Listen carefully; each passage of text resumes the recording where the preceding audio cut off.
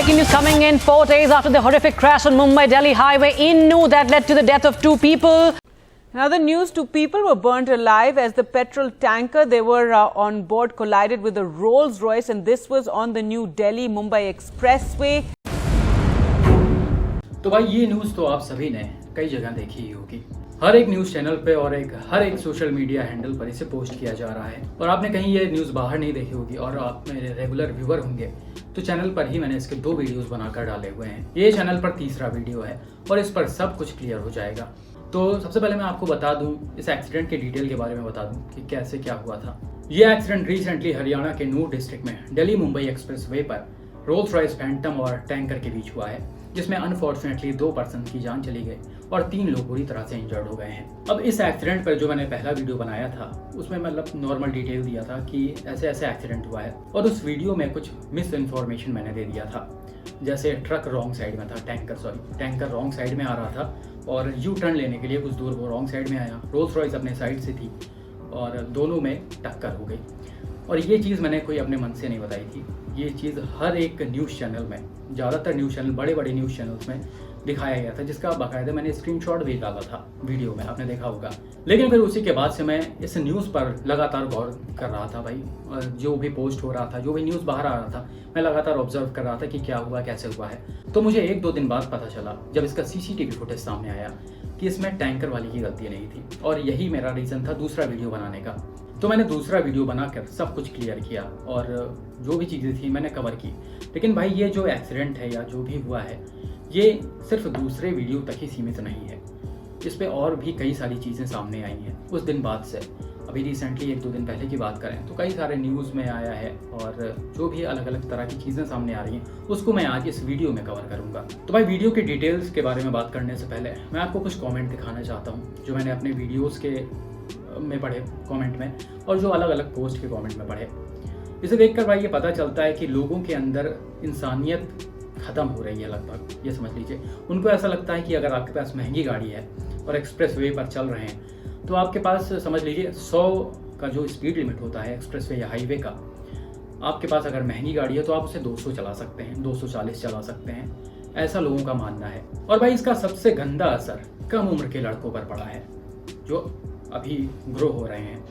उनको गाड़ी का स्टीयरिंग पकड़ते उनको ये लगता है कि हमें गाड़ी बस भगानी है, चाहे जो रोड हो गाड़ी भगानी है।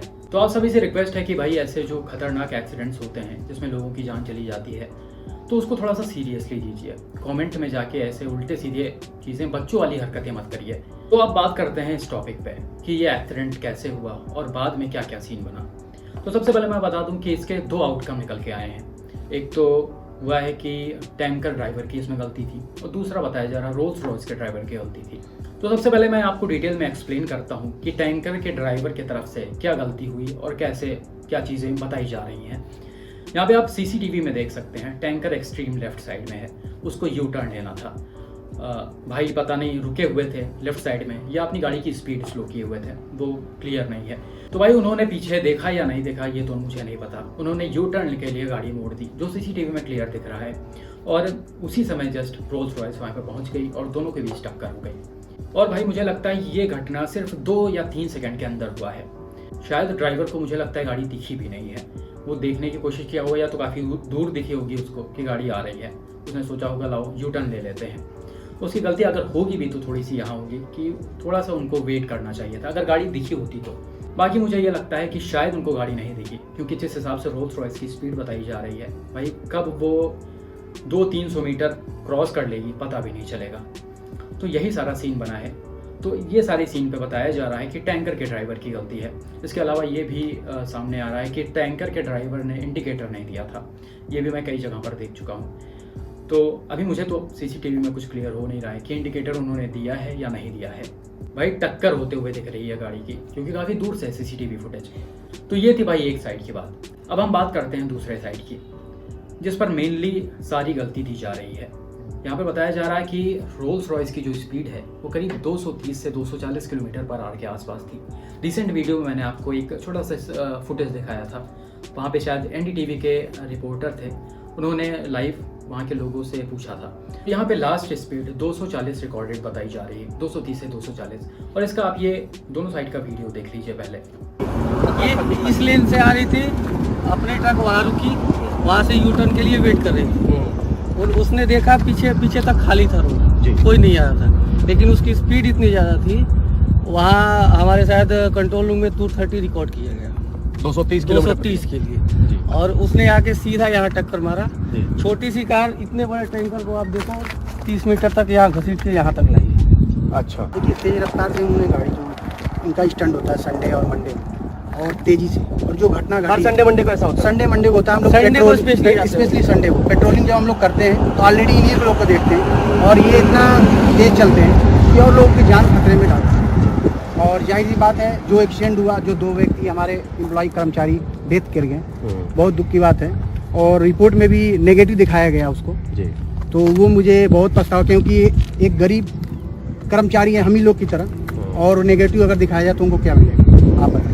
Yes, he was in that Rolls-Royce car. He was going to Jaipur and he was taking test drive of that car.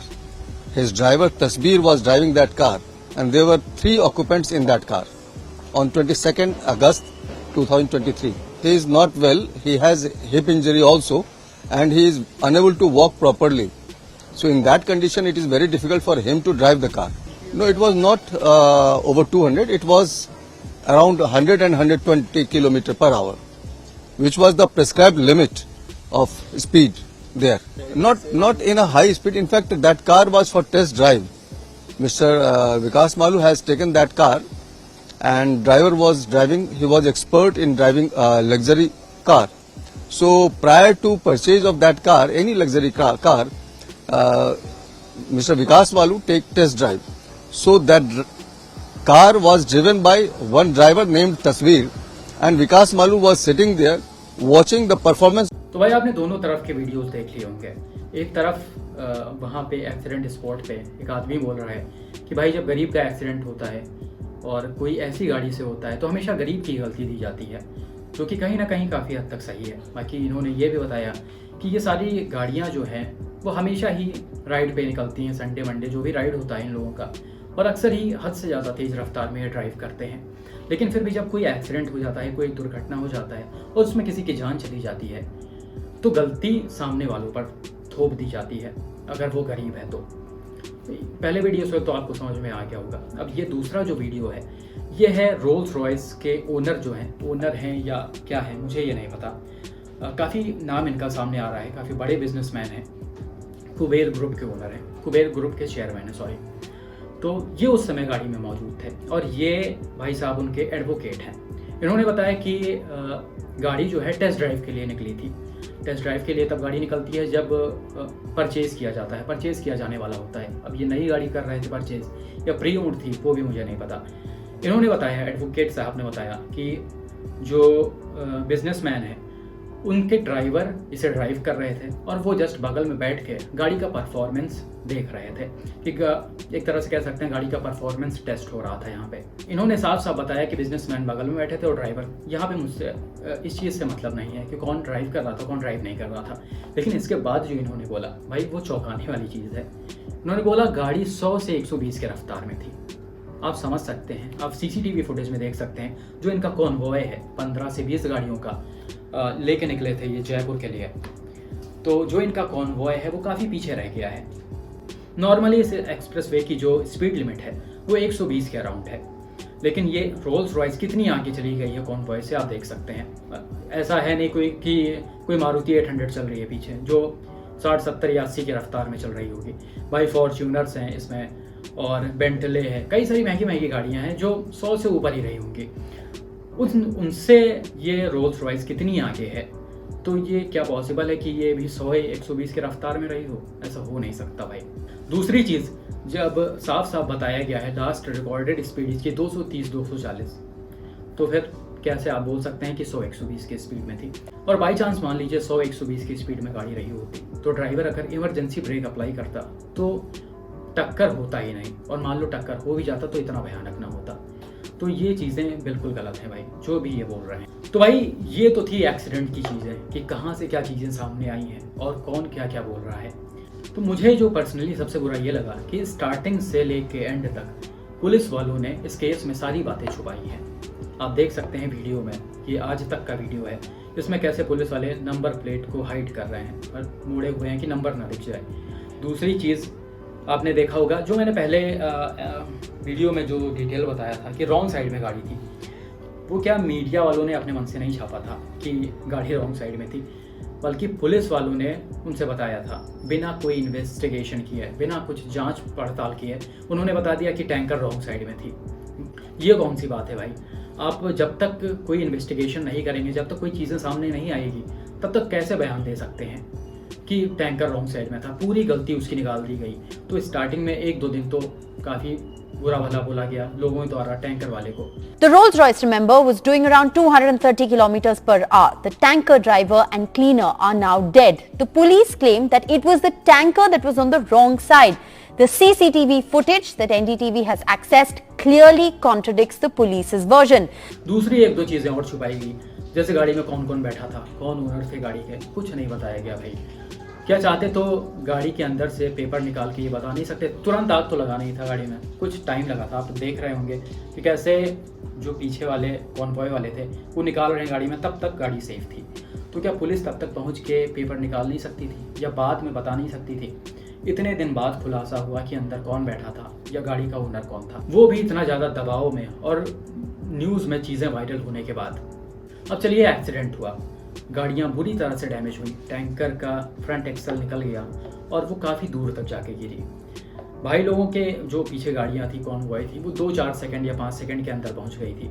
और उन लोगों ने क्या किया, जो रोल्स रॉयस में बैठे 3 लोग थे, उन सभी को बाहर निकाला और वहीं से यू टर्न लेके दिल्ली वापस चले गए, सभी को हॉस्पिटल में एडमिट करवाया। आप ये सोचिए, अगर ये लोग चाहते तो क्या टैंकर के लोगों को साथ में नहीं ले सकते थे, या एक बार जाके देख सकते थे भाई उनको कितनी चोटें आई हैं? एक बार क्या देख नहीं सकते थे? ऐसा तो है नहीं कि ऑन द स्पॉट दोनों लोगों की जान चली गई थी, कोई ऐसा न्यूज़ नहीं आया है, ना ही पता है। एक बार देख लेते, पता नहीं अगर वो चिंता होते तो एक ना एक लोग उसमें से बच गए होते, लेकिन भाई लोगों ने नहीं देखा और गाड़ी घुमा के निकल गए। तो भाई ये सारी चीज़ें आपने देखी।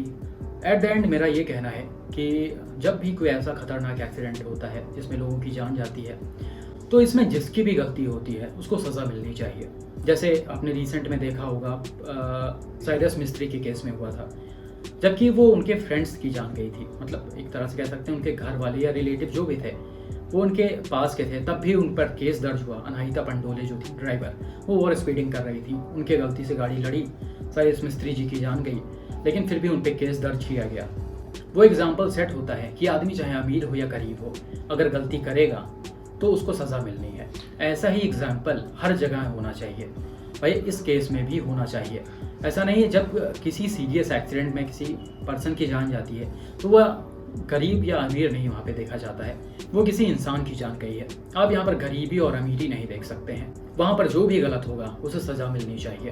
खैर भाई, पंडोले जी का केस किसी और स्टेट में हुआ था और ये केस किसी और स्टेट में हुआ है और रिजल्ट आप देख ही रहे हैं। और इस स्टेट के भाई जो बड़े बड़े यूट्यूबर्स हैं उनके भी तो वीडियोज़ आप देख ही रहे होंगे कई दिन से, जो इसी एक्सप्रेसवेज और हाईवेज़ पर वो 2 गुने स्पीड से ज़्यादा रफ्तार में अपनी गाड़ियाँ भगाते हैं और बाकायदा वीडियो बना के सोशल मीडिया पर डालते हैं, लेकिन पुलिस वाले कोई भी एक्शन नहीं ले रहे हैं। क्या इन सब चीज़ों से लोग इंस्पायर नहीं हो रहे हैं तेज भगाने के लिए? भाई जब ऐसी वीडियो सोशल मीडिया पर पड़ेंगी कि BMW मेरी भाग रही है, ये दूसरी ऑडी भाग रही है, तो लोग नहीं चाहेंगे कि मेरी गाड़ियाँ भी भागें। नॉर्मल सी बात है भाई, लोगों के पास भले ऑडी BMW ना हो, स्कॉर्पियो से ही वो भाग जाएंगे 150-200 किलोमीटर।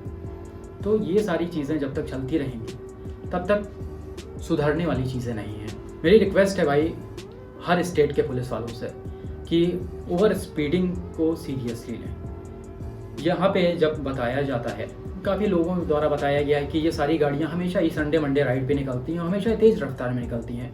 तो क्या ये पहली बार तो हुआ नहीं होगा कि ये गाड़ियाँ तेज़ रफ्तार में जा रही थी? पहले भी तो हुआ होगा ना। पहले क्यों नहीं रोका गया इसे, या और लोगों को क्यों नहीं रोका जा रहा है? बाकायदा वीडियो देखने के बाद आपने कैमरा लगाया हुआ है हाईवेज पर कि कोई ओवर स्पीडिंग करेगा तो उसका चालान कट जाएगा। भाई साफ साफ जब वीडियो यूट्यूब पर पड़े हुए हैं कि हम इतने स्पीड में गाड़ी दौड़ा रहे हैं, चालान कर पाओ तो चालान कर लो, लेकिन नहीं कर पाते हैं। तो ये सारी चीज़ें समझने वाली हैं। जब तक ये सारी चीज़ें ख़त्म नहीं होंगी तब तक चीज़ें सुधरने का नाम नहीं लेंगी। मैं आपको सिर्फ समझा सकता हूँ, आपको समझ में आए तो ठीक है भाई, वरना फिर आप अपने मन की कर सकते हैं। लेकिन भाई अपने मन की करने से पहले अपने फैमिली के बारे में और दूसरों के फैमिली के बारे में ज़रूर सोचिएगा।